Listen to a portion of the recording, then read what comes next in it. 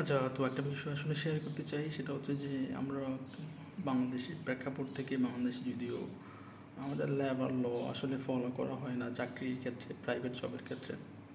Government জবের ক্ষেত্রে সেটা বিবেচনা করা হয়। সো ওই জায়গা থেকে বাংলাদেশের যে প্রাইভেট জবগুলো আছে তারা তো কখনোই ওভাবে নিয়ম নীতি শৃঙ্খলা বিবেচনা করে না। আজকে একটা বিষয় শেয়ার করতে চাই, যেটা এক্সপিরিয়েন্স থেকে, আমার অভিজ্ঞতা থেকে আমি দেখি যে আমরা কর্মঘণ্টা থাকে, হ্যাঁ, 8 ঘন্টা।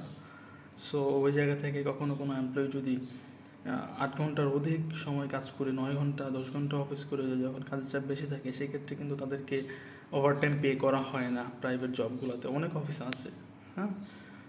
কিন্তু কোনো কারণে যদি কোনো দিন কোনো অফিস কলিগ বা কোনো এমপ্লয়ি লেট করে আসে, হ্যাঁ, সেক্ষেত্রে আহ, সেটা কিন্তু কনসিডার করা হয় না। সেক্ষেত্রে সেটা কিন্তু তাকে আবার ফিল করে যেতে হয়, বুঝতে পারলেন? তো ওই দিক থেকে একটা বৈষম্যের শিকার আমার কাছে মনে হয় যে কোনো এমপ্লয়ি ওভারটাইম অনেকক্ষণ কর্মঘণ্টার বেশি কাজ করে গেলেও ওই সময়টা বিবেচনা করা হয় না। বাট যখন কোনো এমপ্লয়ি কোনো একটা কারণে 30 মিনিট 1 ঘন্টা লেট করে, বাট ওইটা কিন্তু ম্যানেজার বা হিউম্যান রিসোর্স থেকে খুব স্ট্রিক্টলি ধরা হয় যে তুমি এটা এত ঘন্টা কম করছো, কবে করে দিবা, এটা এই ঘন্টাটা কবে ফুলফিল করবা।